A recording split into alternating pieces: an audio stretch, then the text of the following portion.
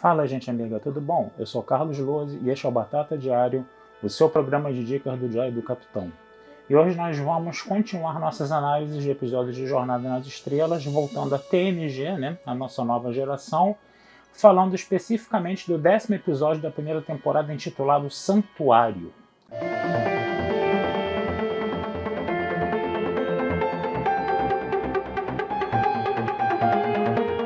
Esse episódio é um episódio muito especial, por quê? Porque ele marca a volta, né, de Majel Barrett à franquia, né, interpretando a polêmica Lwaxana Troi, a mãe da conselheira Troi, né, aquela mulher altamente extravagante, aquela mulher altamente constrangedora, porque ela lê os pensamentos de todo mundo e ela diz exatamente aquilo que pensa, né, ela diz, isso é uma marca, né, da cultura betazoide, né.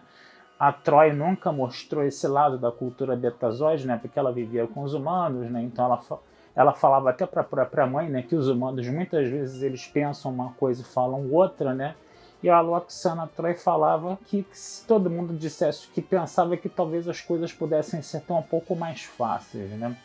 E ela, inclusive, até se considera mais evoluída do que as outras pessoas pelo jeito de ser dela. Então ela é uma personagem engraçada, né.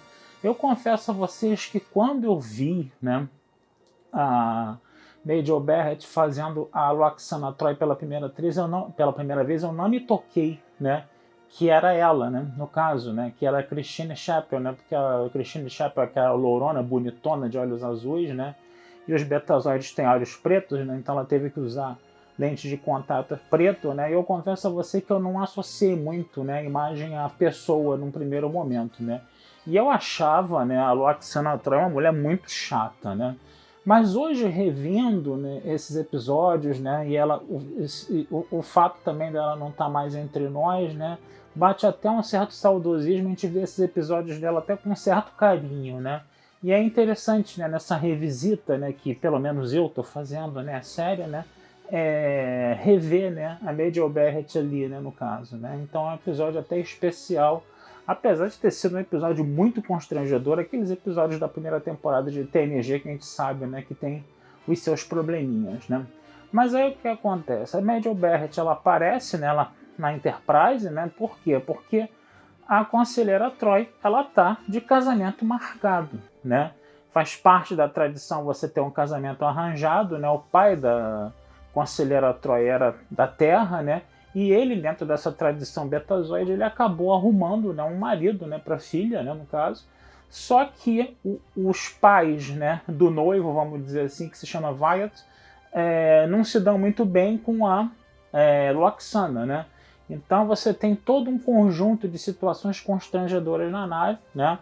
Situações engraçadas, constrangedoras, né? A própria Lwaxana Troi, ela trata, né, o Picard de uma forma muito constrangedora, né? Ela diz que o Picard se sente atraído sexualmente por ela, coisa e tal, e ela fala isso abertamente. Ela fala, inclusive, que o pai, né, do noivo se sente atraído sexualmente por ela, né, para vocês perceberem a saia justa, né, que foi esse episódio, né. O jantar, por exemplo, de que se ia celebrar o noivado foi uma coisa altamente complicada, né. A Troi, inclusive, ela se estourou, né, e saiu do meio do jantar, né, toda revoltada da vida, né, no caso, né. O Data ficava ali observando aqueles comportamentos humanos que eram muito estranhos para ele, e ele ficou também, de uma certa forma, muito, como vamos dizer assim, ele também criou situações engraçadas e constrangedoras por causa disso, né? E o Riker, né? Imagina o Riker nessa situação, né? O Riker ficou com baita de um ciúme, né? E aí você tinha toda essa... Esse episódio foi uma cascata, né? Aos borbotões, né? De saias justas aí, né? No caso, né? E o Wyatt, ele tinha uma característica interessante. Ele sonhava com uma mulher, né? E ele pensava que essa mulher era a Troi, né? Porque os betazoides, eles têm esse negócio de ler as mentes das pessoas, então ele pensava que era Troi, mas quando ele viu que não era Troi, ele ficou um pouco decepcionado no primeiro momento, mas depois, ao conversar com a Troi com aquele jeito todo docinho dela, né, o cara foi se interessando por ela, e a Troi também foi se interessando por ele. Então foi um negócio engraçado nesse episódio, né, que geralmente nos casamentos arranjados a resistência é muito grande, né? No caso de um para com o outro, né? E no caso aí a Troy estava até querendo casar com o cara depois que conheceu ele. Mas o interessante é que você teve uma história B aí no episódio também, né?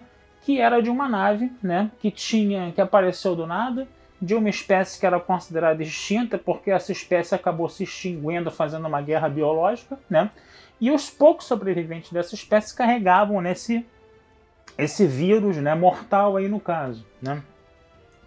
E aí o que acontece? A Enterprise estava orbitando um planeta chamado Santuário, onde ia ser feito todo o casuário, que era uma espécie de mundo assim bem paradisíaco, né? E aí de repente você vê essa nave, né, que a espécie era tareliana que eles chamavam, né, chegando, né, ao planeta, né? E a líder do planeta querendo que a Enterprise explodisse a nave de qualquer jeito, porque não queria ver o planeta dela sendo contaminado, né? E pelo acordo que a Federação tinha com o Santuário, a Enterprise tinha que defender esse planeta Santuário, porque o planeta Santuário não tinha armas, né? E aí o Picard também fica naquela saia justa. Por quê? Porque se ele tem que defender o planeta Santuário, ele tem que também prestar assistência, né, a espécies que estão ameaçadas, correndo perigo, né? E ele percebeu que essa nave tareliana estava sem dobra, então ela já estaria viajando de repente há muitos anos. Aí de repente ela precisaria de ajuda. E os tarelianos queriam, né, ficar no santuário, mesmo que fosse num lugar bem afastado, entendeu? Num lugar deserto, afastado, bem longe da civilização nativa do planeta, para não contaminar a civilização nativa do planeta. Só que o Picard tinha, né, poder de decisão sobre isso. Quem decidia isso era o pessoal do santuário. O grande detalhe é o seguinte: quando esse pessoal, né, esses tarelianos, eles entram em contato com a Enterprise, né, uma das pessoas que aparecem, quem são? A mulher que o Wyatt via nos seus sonhos, né? E também os tarelianos, quando viam o Wyatt, também, né, diziam que viam o Wyatt nos seus sonhos também tinham essa visão do Wyatt, no caso, né? Então, o que acontece? O Wyatt era médico, né? E aí, né, quando ele viu aquela figura que ele aprendeu a amar, a ficar apaixonado a vida toda, aquela figura imaginária, né, o cara pirou na batatinha, né? E aí ele quis realmente, né, abrir mão de tudo, do casamento, de tudo, da vida com os pais, coisa e tal, e se teletransportou para a nave, né, dos tarelianos, no caso, né, para poder, né, curar esse povo, né, e viver com esse povo aí. Só tinha sobrado 8 pessoas, né, nessa civilização. Então, quando ele entra na nave, existe um monte de figuras desenhadas do rosto dele, né? Assim como ele tinha também desenhado figuras da mulher, né, que estavam na nave tareliana, né? Então ali ele acabou, né, encontrando, vamos dizer assim, o seu destino, né? Ele sabia que ia encontrar o destino dele no santuário, ele pensava que era o casamento com a Troy, mas na verdade o destino era ir com esse povo tareliano, né? Ficar com esse povo tareliano e curar esse povo tareliano e ficar com essa mulher que estava nos pensamentos dele, assim como os tarelianos tinham ele nos pensamentos dele, né? Aí você pode me perguntar, muito conveniente, né? A resolução desse episódio, né? No caso, né? Aí o que eu posso dizer a vocês são duas coisas. Primeiro, né? Quando o Wyatt vai conversar com a Lwaxana, né, sobre essa questão, né, a Lwaxana falava: eu já sabia de tudo isso, você vai me perguntar, né, o que eu acho disso. Eu só posso falar de uma coisa, né? Tudo nesse universo ele tem algumas ligações, eles estão ali conectado, coisa e tal. Então ela, para essa situação altamente conveniente, ela deu essa explicação lúdica, né, de que existe uma coisa no universo que conspira a favor da gente, que as coisas estão interligadas, estão interconectadas, que há um destino, coisa e tal, né? Isso me lembra muito o primeiro filme do Highlander, né? Quando o Christopher Lambert pergunta lá pro Sean Connery, né, por que eles eram imortais, né? Aí o Sean Connery vem com aquela conversa mole, né? Por que o sol nasce, né? Por que as flores abrem na primavera, né? Essas coisas, né? Mas você dá um tom lúdico, né, pra parada, né? Você dá um tom mais engraçadinho pra parada, mas foi uma solução conveniente que os roteiristas criaram ali, né? E eles botaram essa explicação meio marota aí, né? Que tem um tom mais lúdico, né? Que tudo no universo conspira ao nosso favor, né? Essas coisas engraçadinhas aí que as pessoas gostam de escutar, né? No caso, né? Mas é isso, gente. Foi um episódio que vale a pena, né, a gente assistir, né, por causa da Majel Barrett, né, você revendo, né, esses episódios, você passa até a gostar mais da Lwaxana, né, aquela coisa, né, você fazer um retrospecto, né, você fazer uma revisita, né, às vezes esses episódios que você considerava chatos quando você viu pela primeira vez, você até vê ele com outros olhos, né? Quando você tá com uma outra mentalidade, muitos anos depois, né? E você tem os episódios, eles adquirem um outro sabor, e nesse caso isso acabou acontecendo muito em virtude da Majel Barrett, né? E dela também não tá mais aqui entre a gente. Tá certo, gente?